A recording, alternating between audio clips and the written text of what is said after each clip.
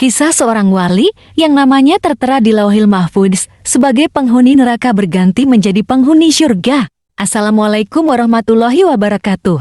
Ada seorang sufi dari kalang tokoh tasawuf yang bernama Syekh Abdul Aziz Ad-Dabbagh.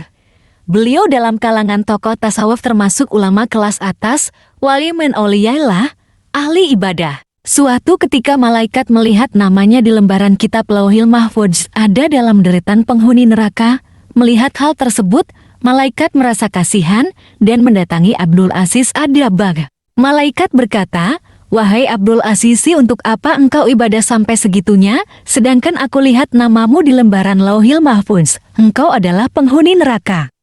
Mau ibadah gimana pun, engkau tetap akan masuk neraka." Kemudian Abdul Aziz menjawab, "Wahai malaikat, surga dan neraka bukan urusanku. Aku diciptakan oleh Allah SWT.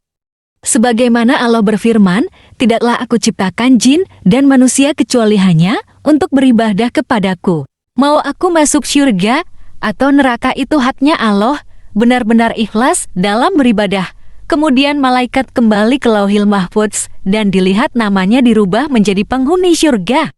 Sebab Allah berhak menetapkan kitabullah. Lantas malaikat kembali menemui Abdul Aziz dan berkata, "Wahai Abdul Aziz, ada kabar gembira, baru saja aku melihat namamu oleh Allah dirubah menjadi penghuni syurga." Abdul Aziz menjawab, "Alhamdulillah, tapi sekali lagi malaikat, syurga dan neraka bukan urusanku. Aku beribadah hanya untuk menggapai ridhonya Allah. Kalau Allah ridho aku di neraka, ya itulah tujuanku." Malaikat pun takjub dengan keikhlasan Abdul Aziz dalam beribadah dan berkata, "Wahai Abdul Aziz, ikhlasmu inilah yang merubah namamu menjadi penghuni syurga." Lantas Abdul Aziz bertanya kepada malaikat, "Kalau ikhlasku tadi yang membuat Allah ridho kepadaku, lalu kira-kira dosa apa yang membuat Allah murka kepadaku, sehingga aku menjadi penghuni neraka?" Kemudian malaikat bercerita, "Engkau ingat ketika engkau masih kecil, ketika umurmu sekitar 15 tahunan, engkau ingat ketika engkau tidur di kamar tidurmu.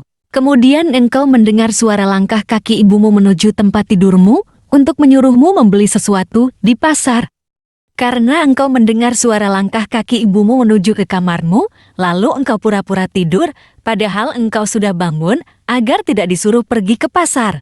Ketika ibumu membuka pintu kamarmu dan melihatmu masih tidur, ibumu merasa kasihan dan tidak jadi menyuruhmu ke pasar.